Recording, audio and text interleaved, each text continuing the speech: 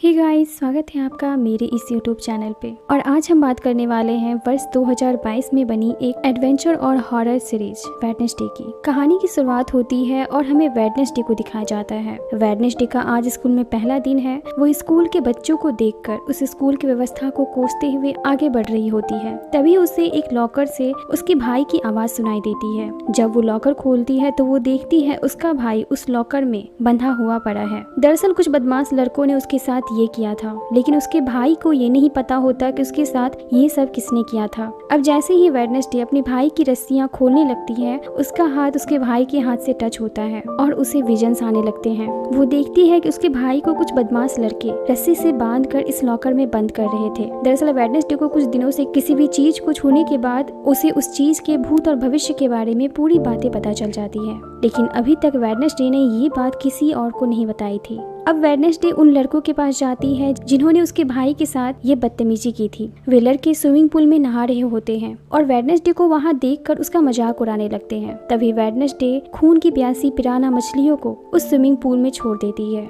वो मछलियाँ इतनी खतरनाक होती है कि वो उन लड़कों के बॉडी पार्ट्स को चबा जाती है। ये देखकर वेडनेसडे को खुशी मिलती है और वो कहती है मेरे भाई को परेशान करने का हक सिर्फ मेरा है। वेडनेसडे की इस हरकत से उसे स्कूल से निकाल दिया जाता है। अब उसका एडमिशन उसके माता पिता नेवरमोर एकेडमी में करवाते हैं। नेवरमोर एकेडमी एक अलग तरह का स्कूल था जिसमें उन बच्चों को रखा जाता था जिसमें कुछ सुपरनैचुरल पावर्स होती थी और उन बच्चों को आउटकास्ट कहा जाता था। इसी स्कूल में वेडनेसडे के माता पिता ने अपनी पूरी पढ़ाई की थी। इससे हमें ये पता चलता है कि वेडनेसडे को उसकी पावर उसके माता पिता से विरासत में मिली थी, लेकिन वेडनेसडे अपनी मॉम को ज्यादा पसंद नहीं करती थी। वो उनसे हमेशा कटी कटी रहती थी और इस स्कूल में आने से पहले वेडनेसडे ने अपने माता पिता को कह दिया था ये स्कूल भी उसे ज्यादा दिनों तक याद नहीं रख पाएगा। वहीं हम एक लड़के को देखते हैं जो जंगल में हाइकिंग करने के लिए आया हुआ था और वो टैक्सी से नेवरमोर एकेडमी की कुछ ही दूरी पर उतरता है। टैक्सी ड्राइवर उसे कहती है तुम्हें पता है ना कि ये कौन सी जगह है? तो वो कहता है हाँ मुझे पता है, यहाँ आउटकास्ट रहते हैं और आप टेंशन मत लीजिए, एक आउटकास्ट मेरा दोस्त भी रह चुका है। और वो जंगल के रास्ते आगे बढ़ता है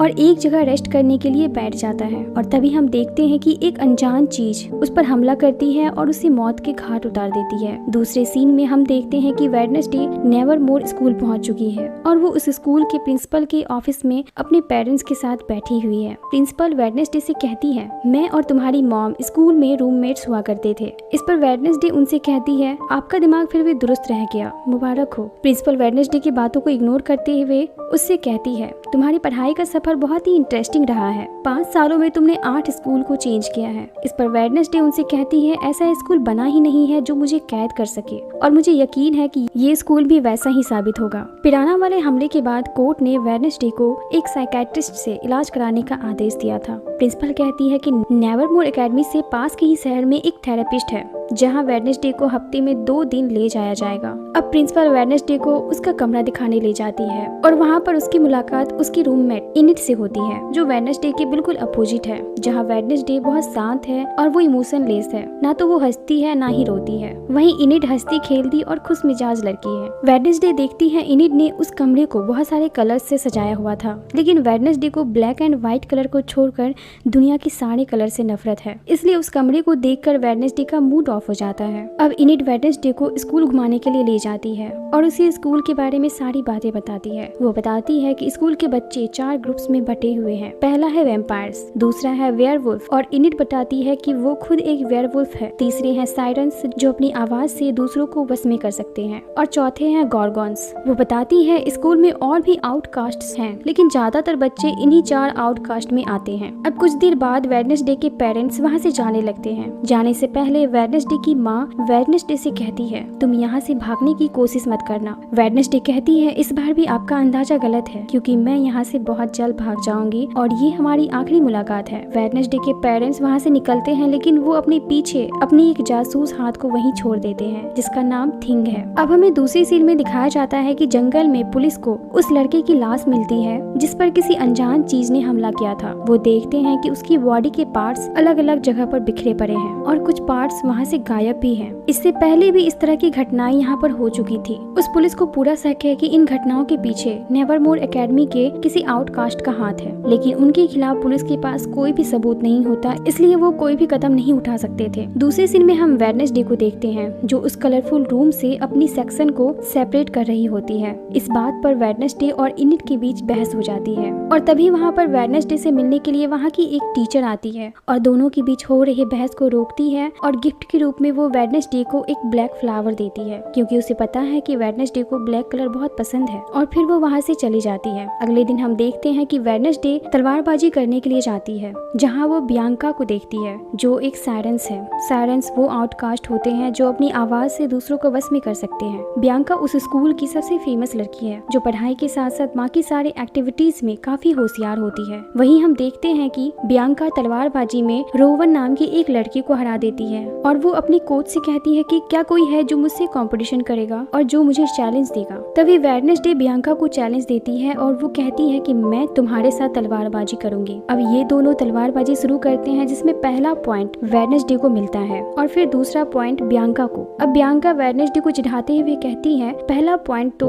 बिगनर्स लक था। और अब वेडनेसडे को गुस्सा आ जाता है और वो अपनी कोच से कहती है वो आखिरी गेम बिना किसी सेफ्टी मास्क के खेलेगी। अब आखिरी गेम का रूल था जो पहले अपने गेम पार्टनर का खून निकालेगा वो विनर होगा। अब दोनों के बीच एक शानदार तलवारबाजी होती है और आखिरकार बियांका वेडनेसडे को एक कट देकर ये गेम जीत जाती है। तलवारबाजी में मिली इस हार से वेडनेसडे काफी बौखला जाती है और जब वो अपनी चोट की मरहम पट्टी करवा कर जा रही होती है, रास्ते में उसके ऊपर एक बहुत बड़े पत्थर की मूर्ति गिरती है। लेकिन तभी वहाँ पर जेवियर नाम का एक लड़का आ जाता है और वो वेडनेसडे की जान बचा लेता है। अब जब वेडनेसडे को होश आता है तो वो जेवियर से कहती है तुम्हें मुझे बचाने की जरूरत नहीं थी, मैं अपनी मदद खुद कर सकती हूँ। इस दौरान थिंग हर वक्त वेडनेसडे पर नजर रखे हुए था। रात में जब वेडनेसडे अपने रूम में नोवेल लिख रही होती है तभी उसे अपने बेडशीट के नीचे थिंग की होने का एहसास होता है। जब वो अपनी बेडशीट को उठाती है तो उसे वहाँ थिंग दिखाई देता है। वेडनेसडे थिंग को पकड़ लेती है और उसे कहती है अगर तुम नहीं चाहते हो कि मैं तुम्हें ड्रॉर में बंद कर दूं तो तुम्हें मेरा काम करना होगा। दरअसल वेडनेसडे स्कूल से भागने का प्लान बना रही होती है और अब थिंग को वो अपने काम में शामिल कर लेती है। अब दूसरे दिन वेडनेसडे को प्रिंसिपल साइकियाट्रिस्ट के पास थेरेपी के लिए लेकर जाती है, लेकिन वेडनेसडे किसी तरह वहाँ से भागने में कामयाब हो जाती है। भागने के दौरान वेडनेसडे एक आदमी से टकरा जाती है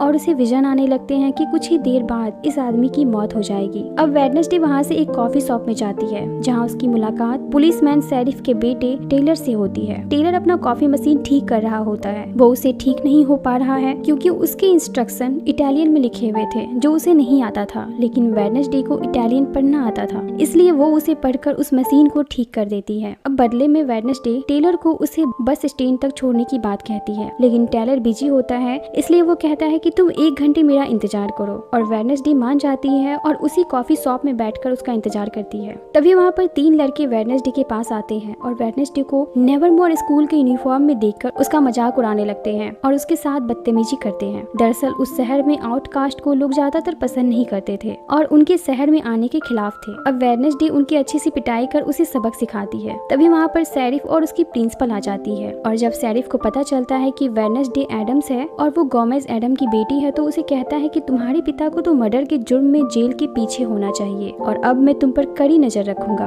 अब प्रिंसिपल वेडनेसडे को लेकर स्कूल की तरफ जाती है, तभी रास्ते में वो देखती है कि एक गाड़ी का एक्सीडेंट हुआ है और उसमें एक आदमी की मौत हो चुकी है। वो वही आदमी था जिसकी टक्कर कुछ देर पहले वेडनेसडे से हुई थी और वेडनेसडे ने उसकी मौत पहले ही देख ली थी। अब रात होती है और वेडनेसडे अपना वायलिन बजा रही होती है। तभी उसके पास इनिड आती है। वेडनेसडे उससे पूछती है आज तो फुल मून नाइट है, तुम अपने वुल्फ अवतार में क्यों नहीं हो। इस पर इनिड उससे कहती है कि वो पूरी तरह से वुल्फ नहीं बन पाई है, लेकिन उसकी मॉम ने कहा है कि एक दिन वो वुल्फ जरूर बन जाएगी। लेकिन इनिड को डर है कि कहीं अगर वो वेयरवुल्फ नहीं बन पाई तो उसे उसकी कम्युनिटी से बाहर निकाल दिया जाएगा और वो अकेली रह जाएगी। अब कुछ देर बाद थिंग टेलर के घर जाता है और उसे वीडियो कॉल पर वेडनेसडे से बात करने का मैसेज देता है। वेडनेसडे उससे वीडियो कॉल पर बात करती है और उससे पूछती है कि क्या तुम यहाँ से भागने में मेरी मदद करोगे, इसके बदले मैं तुम्हें इनाम भी दूंगी। इस पर टेलर उससे कहता है मैं तुम्हारी मदद करूंगा, लेकिन उसके बदले मुझे कोई इनाम नहीं चाहिए। अगले दिन शहर में नेवरमोर स्कूल के द्वारा एक फेस्टिवल का आयोजन किया जाना था